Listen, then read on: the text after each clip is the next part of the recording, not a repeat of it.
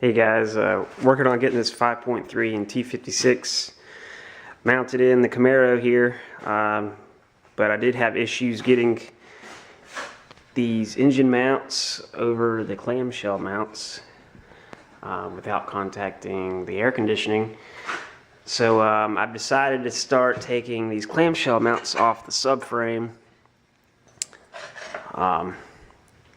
But these last two bolts, as I remember from the past when I put these polyurethanes in here, are really a pain to get to because the nuts, they have a nut on the inside of the subframe, but there's hardly any access to it. So working on that, thinking about going up to the store and getting a different type of wrench that I can get up in there better.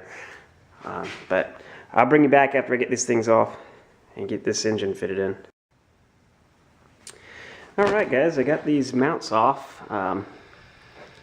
It's a pretty big pain in the butt, but once I got these, I went and bought this crowfoot from the local AutoZone up the street. And that seemed to work. On the passenger side I had to use it with a swivel. But I'll bring you back. Hopefully I can get this engine in.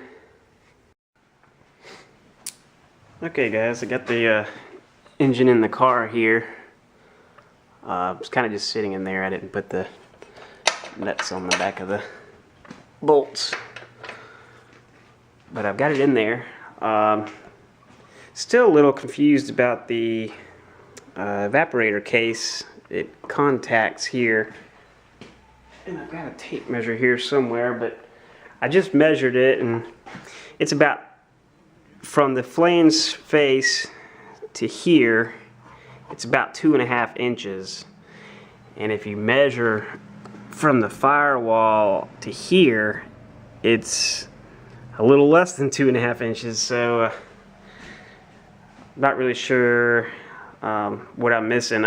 However, the transmission's not mounted yet. It's jacked all the way up, so that may affect it a little bit, but not really sure. So I'm at a stopping point because I need to order a new transmission mount.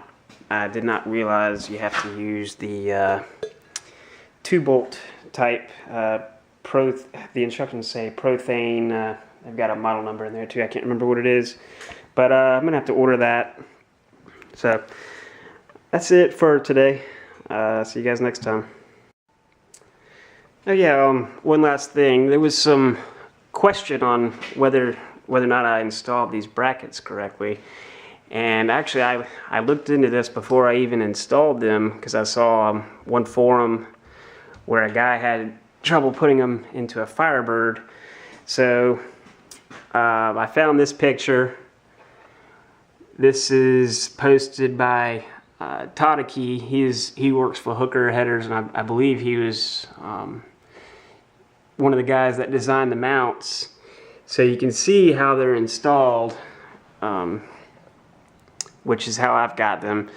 Now the forum I'm talking about where the guy put them on upside down or backwards, this is what it would look like if they were on the wrong sides. And if I scroll down here, this forum right here is this guy having issues asking Hooker Headers for some advice, and they say your pictures make it easy. You have the engine brackets installed on the wrong side of the engine. So I'm fairly confident that I do have them on the correct side. It's December 13th. Just out here cutting the hole for the shifter. I do have the transmission down there. I put masking tape over the opening for the shifter, and I also put a plastic bag, like a grocery type bag, over the end of the tail shaft to keep metal shavings from getting in there. At the moment, excuse me, at the moment I am using a Dremel to cut this out. I don't have a cutoff tool for the a pneumatic cutoff tool, so that's what I'm using at the moment. But I did want to show how much you have to cut into this brace in the floor.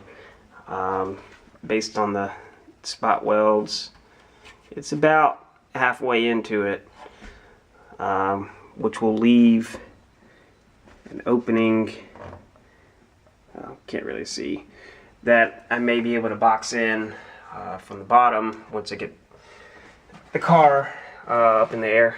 But I'll bring you back with more progress later.